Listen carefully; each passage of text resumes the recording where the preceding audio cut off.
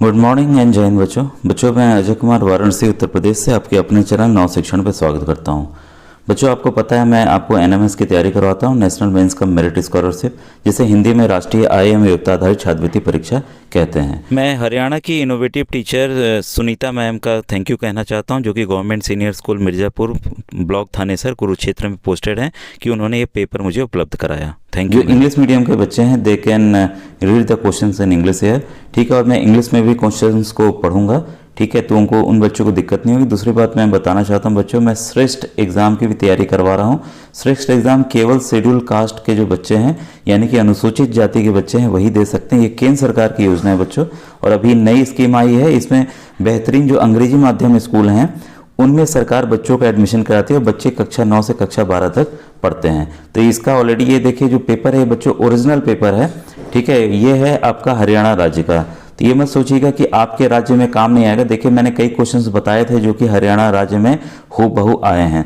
वैसे ही जो बिहार के बच्चे हैं जिनका 18 को होने वाला एग्ज़ाम, या राजस्थान के बच्चे हैं जिनका 15 जनवरी को एग्ज़ाम होने वाला है, तो उनके लिए काफ़ी इंपॉर्टेंट है, वो देखते जाएं। और साथ ही जो श्रेष्ठ परीक्षा की तैयारी कर रहे हैं बच्चों, वो भी इसको देखते जाएं। काफ़ी इंपॉर्टेंट क्वेश्चन जो कि आ सकते हैं। मैं ऑलरेडी एक पार्ट बना चुका हूँ, आज इसका सेकेंड पार्ट है बच्चों। आइए इसको स्टार्ट करें। तो इसमें बताना चाहूँगा कि एक मैंने व्हाट्सएप ग्रुप बनाया हुआ है श्रेष्ठ एग्जाम के लिए, तो इसका लिंक नीचे डिस्क्रिप्शन में मिलेगा। तो केवल जो अनुसूचित जाति के बच्चे हैं वही जुड़ें। ध्यान रखिएगा ओबीसी के बच्चों के लिए और जर्नल के लिए ये परीक्षा नहीं है, और ये केंद्र सरकार की योजना इन्हीं वर्ग के बच्चों के लिए है, ठीक है। आप इंग्लिश वर्जन पढ़ लीजिएगा, मैं हिंदी इंग्लिश दोनों पढ़ूंगा बीच बीच में। मध्यकालीन भारत में दीवाने विजारत विभाग संबंधित था, तो ये बच्चों राजस्व से संबंधित था, ध्यान रखिएगा। और एक और था अर्ज। अर्ज जो है बच्चों वो था डिफेंस से, यानी कि लड़ाई जो होती थी उससे रिलेटेड अर्ज था। तो ये भी क्वेश्चन आ सकता है, तो इसको आप नोट डाउन कर लीजिएगा, ठीक है। फिर है 124, वैदिक काल में ग्राम से बड़ी संस्था होती थी, ठीक है। In Vedic period there was a bigger institution than the village. अब देखिए इसमें बच्चों स्टार्ट कैसे होता है, ध्यान दीजिएगा। कुला हो गया, कुल से स्टार्ट होता था। पहले आपका, मैं हिंदी में लिख दे रहा हूँ, इंग्लिश मीडियम वाले बच्चे देखें, पहले कुल होता था, कुल से ही देखिए ग्राम बनता था। इसको नोट डाउन कर लीजिएगा क्योंकि ये क्वेश्चन बदल के आ सकते हैं। ग्राम जब मिलते थे कई ग्राम तो विस बनाते थे, और विस के बाद बच्चों जन बनता था, और कई जनों का जो कई जन मिलते थे उसी का राजा हेड होता था, उसको राजन कहते थे, ठीक है। ये चीज़ें आपने नोट डाउन कर लिया। आपने देख लिया ग्राम का ऊपर कौन है, विस था, ठीक है। तो इसका उत्तर क्या होगा, दूसरा होगा, सेकेंड, ठीक है। क्लियर है। तो अगर आप इसको नोट डाउन कर लेंगे तो इंपॉर्टेंट, ये देखिए फिगर बेस्ड क्वेश्चन है, तो ये आपके श्रेष्ठ एग्जाम में भी आ सकता है। Identify the diagram given below and select the relevant option. तो ये जो डायग्राम बच्चों दिखा रहा है ये निषेचन और युग्मनज दिखा रहा है, यानी कि फर्टिलाइजेशन और जायगोट को दिखा रहा है, ठीक है। ये आपका जायगोट हो गया और ये आपका फर्टिलाइजेशन दिखा रहा है, ठीक है। देखिए इस वाले में ये ब्रेड है, फोटो क्लियर नहीं है थोड़ी, लेकिन दिख रहा है आपको। Name the given microorganism and the group to which it belongs. दिए गए सूक्ष्म जो समूह का नाम बताइए जिससे यह संबंधित है। तो ये देखिए जो इस तरह से उगते हैं ब्रेड के ऊपर, ये क्या होते हैं, राइजोपस होते हैं, फंगस होते हैं, ठीक है। तो इसका उत्तर क्या होगा बच्चों, सेकंड। फिर है 127, spreading the powder on carrom board will dash friction. Carrom board पे पाउडर छिड़कने से घर्षण क्या हो जाता है। अब देखिए कैरम तो आप सभी लोग खेलें, जब भी हम मारते हैं अगर पाउडर लगाते हैं तो आराम से फिसलता है, हर एक जगह गोटी चली जाती है। इससे क्या होगा, घर्षण जो है वो कम होगा, यानी कि फ्रिक्शन डिक्रीजेस, ठीक है। क्लियर है। If its side of an equilateral triangle is double then the area becomes how much times. यदि एक समबाहु त्रिभुज की सभी भुजाओं को दोगुना कर दिया जाए तो इसका क्षेत्रफल कितने गुना हो जाएगा। देखिए बच्चों ये फॉर्मूला याद रख लीजिएगा, √3/4 a² होता है। अब यहाँ क्या कह रहा है, a जो है उसकी भुजा है, a को हमने क्या कर दिया, दोगुना कर दिया, 2a कर दिया। तो बस इसको हमें यही डालना है, इसको भूल जाना है, ठीक है।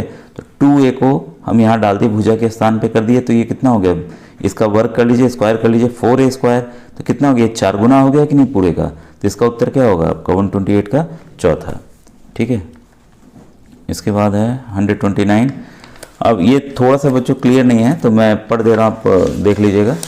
ये है the smallest planet of solar system is, जो सबसे छोटा जो ग्रह है सौर परिवार का, ये है देखिए सौर परिवार का लघुत्तम ग्रह है। तो बच्चों आपको पता है बुध है सबसे पहला जो सूरज से ग्रह है, वही है।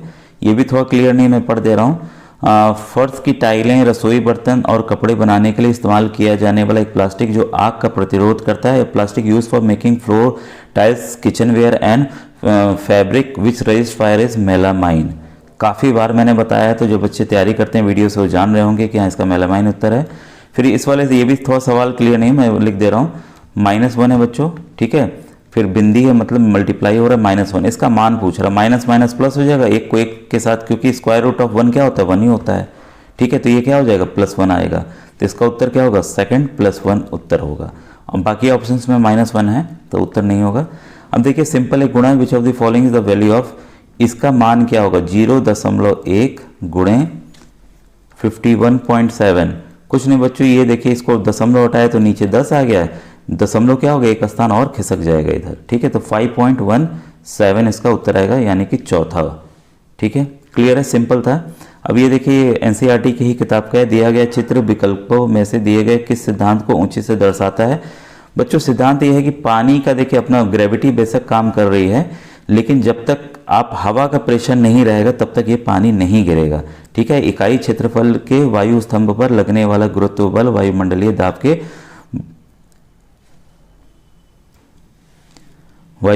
दाब के बराबर है, ठीक है। तो इसका आंसर ये होगा। आप और ऑप्शंस देख लीजिए। फिर ये देखिए क्वेश्चन नंबर 134, ये सिंपल है बच्चों। एक प्रश्न आपको दिख रहा होगा, मान लीजिए कि a एक अंक है, तो इसमें a का मान क्या होगा।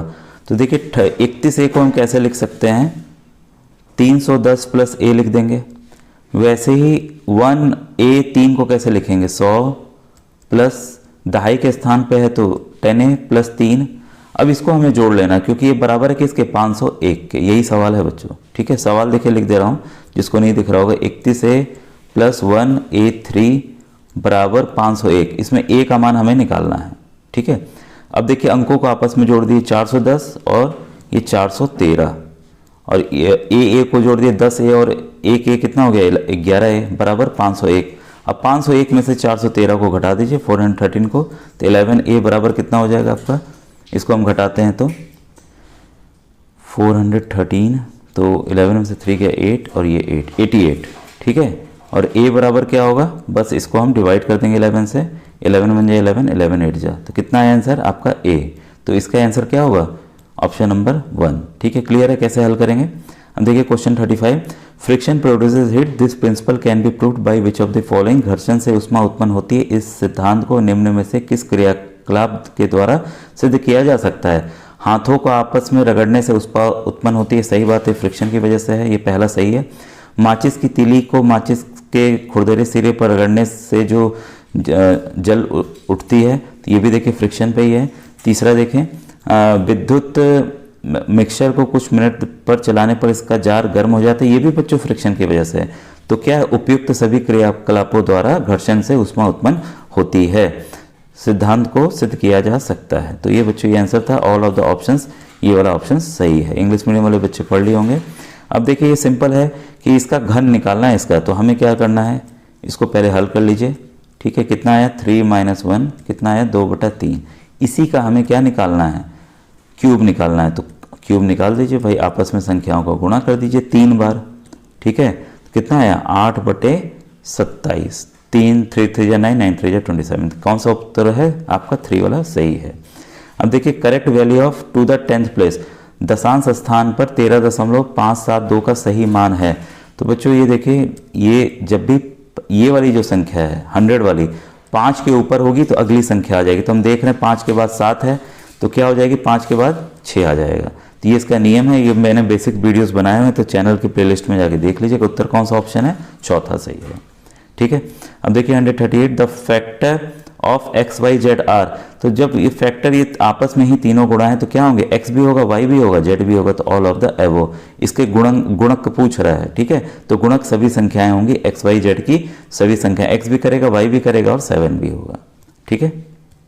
अब देखिए 139, प्रबलता कंपन के डैश निर्धारित की जाती है, loudness is determined by the आयाम।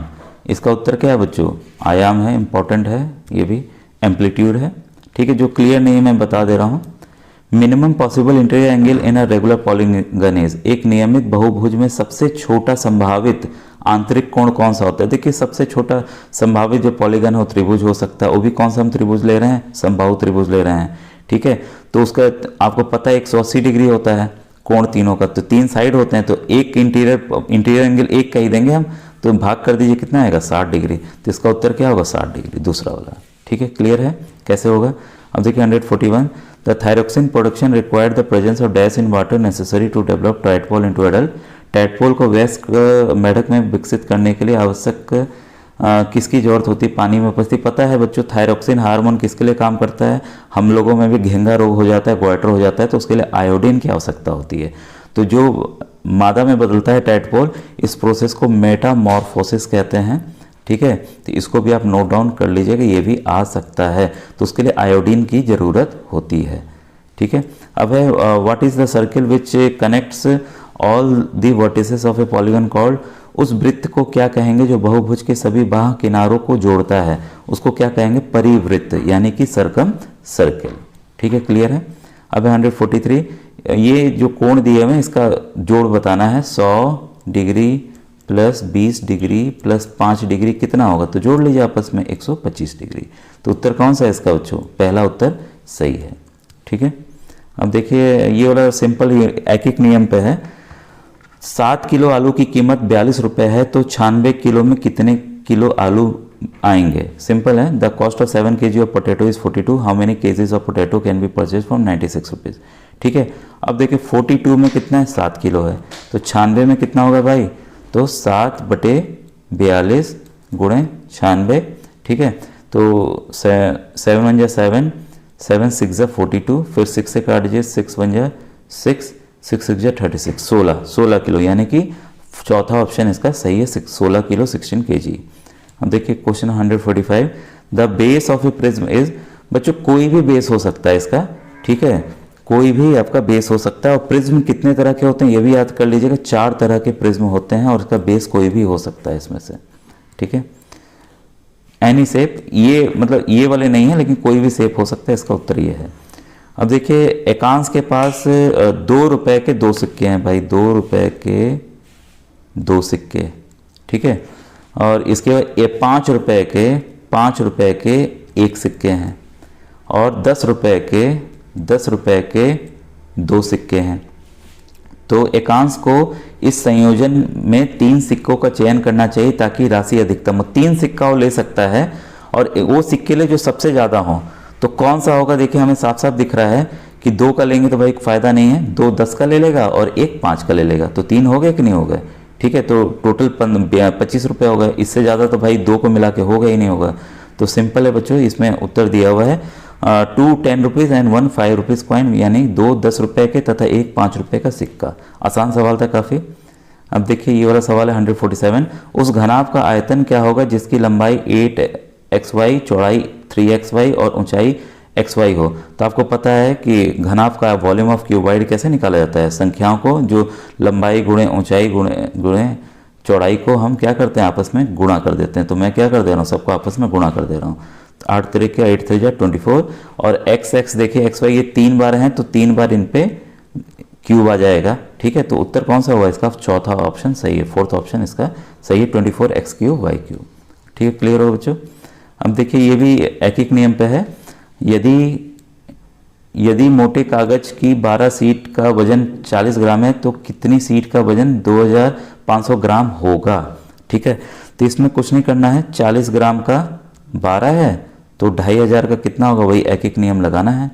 ठीक है, बटे 40 गुणे 2500, ये देखिए काट दीजिए, 4 1 4, 4 3 12, कितना आया 750 पेजेस आएंगे बच्चों, सीट्स आएंगे। क्लियर है, इसका ऑप्शन कौन सा सही है, पहला ऑप्शन सही है। अब देखिए ये आपका कार्टेशियन प्लेन का है, ये पूछ रहा है ये कहाँ होगा, ये बिंदी कहाँ होगी। अब देखिए x का प्लस इधर होता है, इधर माइनस होता है, तो -5 आपका यहाँ पर आएगा और 2 आपका यहाँ पर आएगा। सवाल पूछ रहा है यह बिंदी किसके पास है। देखिए ये वाला x है और ये वाला y है, तो भाई y से तो बहुत दूर है और x से काफ़ी पास है, ओरिजिन से भी बहुत दूर है, केंद्र से भी बहुत दूर है। किसके पास है, x के पास है, तो क्लियर हो गया, x अक्ष नंबर 1 इसका सही है। अब देखिए बच्चों 150 क्वेश्चन से अगर आप बोलेंगे तो नेक्स्ट वीडियो में मैं बना दूंगा बच्चों। ठीक है, थैंक यू वेरी मच।